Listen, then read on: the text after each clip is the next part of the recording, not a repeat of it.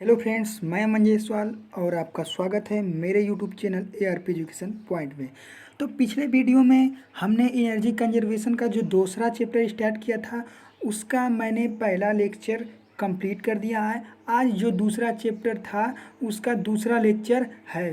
तो अगर आपने मेरे दूसरे चैप्टर के पहले लेक्चर को नहीं दिया है तो डिस्क्रिप्शन बॉक्स में जाइए, हमने उसका लिंक दे रखा है और वहाँ से देख सकते हैं।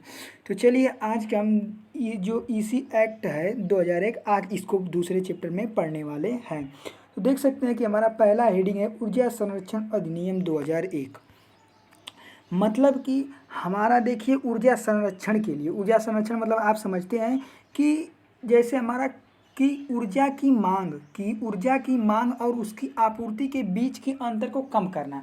कहने का मतलब है जैसे किसी कार्य को करने के लिए हमें जितनी ऊर्जा की ज़रूरत है उससे ज़्यादा हम ऊर्जा उसको दे रहे हैं, और जो हमारा शेष ऊर्जा है, जो हमारा लॉस हो जाता है, उसी को हम क्या करेंगे, कम करेंगे। तो उसी के अंदर वो कम करना ही हमारा क्या आता है, ऊर्जा संरक्षण कहलाता है, ऊर्जा एनर्जी कंजर्वेशन। तो इस कंजर्वेशन के लिए हमारा सन 2001 में एक नियम बना गया, एक कानून बनाया गया, जिसे हम क्या बोलते हैं, ऊर्जा संरक्षण अधिनियम 2001, एनर्जी कंजर्वेशन एक्ट 2001। तो सबसे पहले आप देख सकते हैं कि लिखा है, ऊर्जा संरक्षण पर विचार करते हुए भारत सरकार ने ऊर्जा संरक्षण अधिनियम 2001 को प्रस्तावित किया। तो भारत सरकार ने सोचा कि ऊर्जा संरक्षण क्यों जरूरी है, क्या इसके फायदे हैं, इन सब को जानने के बाद जो हमारी भारत सरकार थी वह सन 2001 में जो अक्टूबर का महीना था उसमें एक नियम लाया। वो नियम लागू नहीं हुआ था लेकिन वो नियम बन चुका था, तो इसलिए ये जो हमारा नियम है 2001 में आ गया। फिर अगला देख सकते हैं कि आप इसका कार्य मांग एवं आपूर्ति के बीच के अंतर को कम करना। कहने का मतलब है कि जो भी हमें एनर्जी दी जा रही है उसका हम पूरा से पूरा उपयोग कर लें, हमारी जो लॉसेस हैं, हानियां हैं, वो कम से कम हो, और जो भी हम ऊर्जा का उपयोग करें उससे पर्यावरण को किसी भी प्रकार की हानि ना हो। तो इसके लिए एक नियम बनाया गया। क्या वो उस नियम में क्या बताया जाएगा, यही सब बताया जाएगा कि ऊर्जा को हम संरक्षित कैसे कर सकते हैं। तो ये हमारा नियम रहा। फिर आगे देख सकते हैं कि अधिनियम के प्रावधानों के तहत पहले क्या था, हमारा कोई भी एक्ट सन 2001 से पहले कोई भी हमारा एनर्जी कंजर्वेशन के लिए कोई एक्ट बना नहीं था। तो उससे पहले इसका जो भी कार्यभार था हमारा ऊर्जा मंत्रालय चला रहा था। लेकिन जैसे ही जब हमारा एक 2001 में आया अक्टूबर महीने में, तो इस पर काफ़ी विचार विमर्श हुए, और इसके बाद 1 मार्च 2002 को ये नियम हमारा पूरी तरह से लागू कर दिया गया। इस नियम को लागू करने के बाद हमारी एक संस्था बनाई गई जिसका नाम था BEE। इसका फुल फॉर्म है ब्यूरो ऑफ एनर्जी इफिशियंसी। तो ये एक संस्था बनाई गई जिसके माध्यम से हम एनर्जी कंजर्वेशन के विभिन्न प्रावधान होंगे, उसमें उसका शिक्षण का काम होगा, और बहुत सारे एनर्जी कंजर्वेशन से संबंधित बातें होंगी, नियम होंगे, कानून बनाए जाएगी। तो ये हमारा एक नियम बना दिया गया है। इसके आगे हम देख सकते हैं कि एनर्जी कंजर्वेशन एक्ट 2000 के कुछ अंश। कहने का मतलब है कि इस एक्ट के कुछ हमारे फीचर्स थे, उन फीचर्स को हम जान लेते हैं कि क्या है। तो पहला आप देख सकते हैं, ऊर्जा उपयोग करने वाले संस्थाओं को ऊर्जा संरक्षण की जानकारी देना। कहने का मतलब जो भी संस्था, चाहे जो भी घर, जो भी व्यवसायिक कार्य हैं वो लोग यूज कर रहे हैं, तो उनको ऊर्जा संरक्षण के बारे में जागरूक करना, उनको ऊर्जा संरक्षण के बारे में जानकारी देना, ताकि वो ऊर्जा का सदुपयोग कर सकें। इसके आगे देख सकते हैं, उपभोक्ता को ऊर्जा खपत के मानदंडों एवं मानकों को निर्धारित करना। मतलब जो भी कंज्यूमर हैं, उपभोक्ता हैं, उनको ऊर्जा खपत, ऐसा नहीं है कि आप घरेलू कार्य के लिए आप ऊर्जा ले रहे हैं और आप उसका व्यवसायिक कार्य के लिए यूज करें। तो आपके लिए एक मानक बनाए कि आप घरेलू कार्य के लिए इतना ही ऊर्जा का उपयोग कर सकते हैं, व्यवसायिक कार्य के लिए इतना ही ऊर्जा यूज कर सकते हैं। तो एक हमारा मानक बना है, तो इस एक्ट में ये हमारा मानक भी बताया गया है।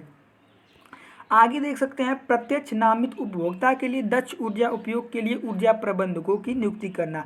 नामित उपभोक्ता का मतलब क्या है कि जो बड़े कंज्यूमर है, जैसे हमारी कोई फैक्ट्री हो गई, बिजली विभाग हो गया, रेलवे विभाग हो गया, कोई ट्रस्ट हो गया, परिवहन हो गया, तो ये सब हमारे क्या है, ऊर्जा के बहुत ज़्यादा कंज्यूमर है। तो ये हमारे क्या है, नामित उपभोक्ता है। तो उनके लिए एक हम क्या करेंगे, ऊर्जा प्रबंधक की नियुक्ति कर देंगे, जो कि एनर्जी का सही उपयोग करने का तरीका बताएगा, नियम बताएगा कि आपको ऊर्जा का सही सदुपयोग कैसे करना है। तो इस तरह से हमारी एनर्जी इफिशियंसी काफ़ी अच्छी होगी। इसके आगे देख सकते हैं हमारा कि राज्य सरकार द्वारा क्षेत्रीय व स्थानीय मौसम की स्थितियों के आधार पर ऊर्जा संरक्षण भवन कोड को लागू करना। कहने का मतलब है कि जब ये हमारा BEE संस्था एक बन गई है तो वो क्या करेगी, पूरे देश में फैली है, तो अपने शाखाओं में वो शाखाएं उसकी कई बटी हैं, तो राज्य सरकार को पता करना होगा कि हमारे क्षेत्र के स्थान का मौसम किस प्रकार का है, वहाँ पर क्या फैक्ट्रियाँ हैं, कितना ऊर्जा का उपयोग होगा, ये सब उस संस्था को बताना होगा, और वहाँ के लिए ऊर्जा की कितनी ज़रूरत है। तो ये सब क्या होगा, एक कोड बनाया गया है, भवन कोड। भवन कोड का मतलब क्या है हमारा, कि किसी भी भवन के लिए, व्यावसायिक कार्य के लिए, चाहे आप घरेलू कार्य के लिए, कितना आप एनर्जी यूज करेंगे, इसके लिए एक रूल बनाया गया है। यही रूल हमारा जो क्या होता है, भवन कोड होता है। तो इसी भवन कोड को क्या करना, लागू करने के लिए अनुरोध करना। इसके आगे है कि ऐसे उपकरणों जो मानक ऊर्जा खपत के स्तर के नहीं है, उनके निर्माण क्रय विक्रय पर रोक लगाना।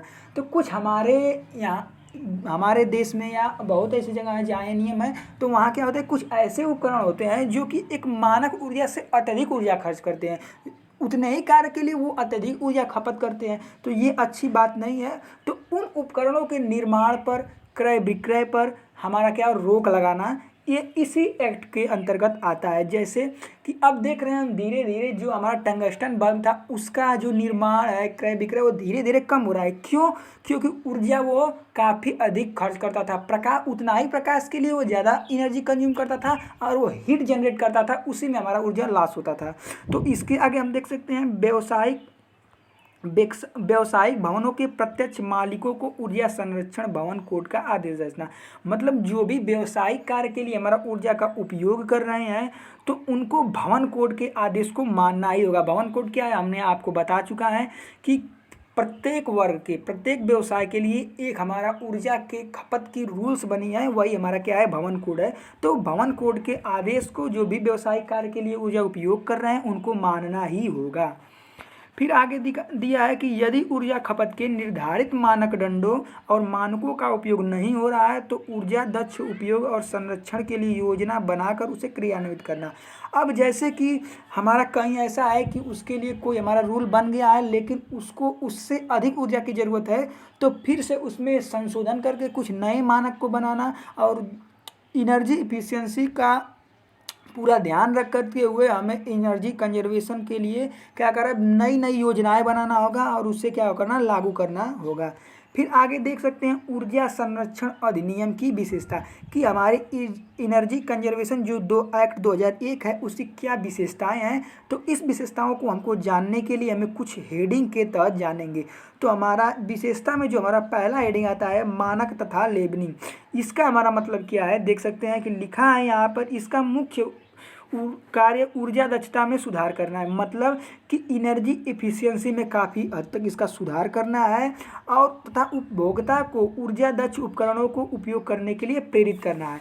कहने का मतलब है कि यह जो हमारा अधिनियम है इसलिए बनाया गया है कि आप एनर्जी इफिशियंसी जो भी हमारे यंत्र हैं उनका उपयोग करें। फालतू का जो अत्यधिक एनर्जी उतने ही काम के लिए उपयोग खर्च कर रहे हैं उन उपकरणों को आप यूज न करिए, बल्कि जो कम ऊर्जा में आपको उतना ही कार्य प्रदान कर रहे हैं तो आप वैसे उपकरणों का यूज कीजिए। इसी के लिए हमारा प्रेरित करना। आगे देख सकते हैं नामित उपभोक्ता। अब देखिए इसमें लिखा है अधिनियम की अनुसूची ऐसे नामित उपभोक्ता सूची प्रदान करेगी जो मूल रूप से गहन उद्योगों, रेलवे, परिवहन ट्रस्ट, पोर्ट ट्रस्ट, विद्युत स्टेशन, ट्रांसमिशन एवं वितरण कंपनियां आदि को कवर करते हैं। कहने का मतलब आप हमको अभी बताए थे कि नामित उपभोक्ता क्या होता है, जो हमारे बड़े पैमाने पर कंज्यूमर होते हैं, जैसे उद्योग हो गया, कोई रेलवे हो गया, परिवहन ट्रस्ट, पोर्ट ट्रस्ट, तो उनके लिए एक नियम बनाना, उनके लिए एक आर्टिकल बनाना, तो ये हमारा इसके अंतर्गत आता है। फिर देख सकते हैं नामित उपभोक्ता केंद्र सरकार द्वारा निर्धारित ऊर्जा खपत मानदंडों का पालन करेगी। और जो भी हमारे नामित उपभोक्ता हैं, मतलब जो भी हमारे बड़े कंज्यूमर हो गया, केंद्र सरकार द्वारा जो भी हमारे निर्धारित मानदंड है उन्हीं के अनुसार ऊर्जा का खपत करेगी और उनके नियमों का पूर्ण रूप से पालन करेगी। फिर आप इसके आगे तीसरा जो हेडिंग है हमारा, ऊर्जा प्रबंधकों का प्रमाणीकरण। तो यहाँ पर लिखा है कि नीतिगत विश्लेषण, परियोजनाओं प्रबंधन, वित्त पोषण और ऊर्जा दक्षता परियोजनाओं के कार्यान्वयन में विशेषज्ञता के साथ पेशेवर योग्य ऊर्जा प्रबंधकों का एक पैनल कार्य करेगा, जिसे BEE का कार्य ट्रेनिंग कराना तथा ऊर्जा प्रबंधकों के प्रमाणीकरण के लिए राष्ट्रीय स्तर पर परीक्षा का आयोजन कराना होगा। तो देखिए इसमें बताया गया है कि जो भी हमारी संस्था बनाई गई है BEE, तो वो संस्था क्यों बनाई गई है, क्योंकि जो भी इसमें कर्मचारी हैं उनको शिक्षित कर सके, एक नीति नियम लागू कर सके, एक परियोजना बनाए, उसका एक प्रबंधन करे, उसके लिए जो भी पैसा खर्च हो, धन खर्च हो, वो कहाँ से जाएगा, इन सभी की जानकारी क्या करना, प्रदान करना, और उसमें भी जो भी कर्मचारी हैं उनका प्रशिक्षण करना तथा उनके लिए एक मतलब परीक्षा का आयोजन कराना है। फिर आगे देख सकते हैं ऊर्जा संरक्षण भवन कोड। भवन कोड आपने अभी हम जो आपको बताए थे, तो यहाँ पर देख सकते हैं कि लिखा है कि ऊर्जा संरक्षण भवन कोड से संबंधित नियम को अधिसूचित किए जाने के बाद वाणिज्यिक भवन के लिए संबंधित राज्यों द्वारा स्थानीय जलवायु परिस्थिति की घोषणा की जाएगी तथा यह निर्धारित किया जाएगा कि इमारतों में कनेक्टेड लोड 500 किलोवाट से या इससे अधिक होने पर व्यावसायिक उद्देश्य के लिए उपयोग होना माना जाएगा।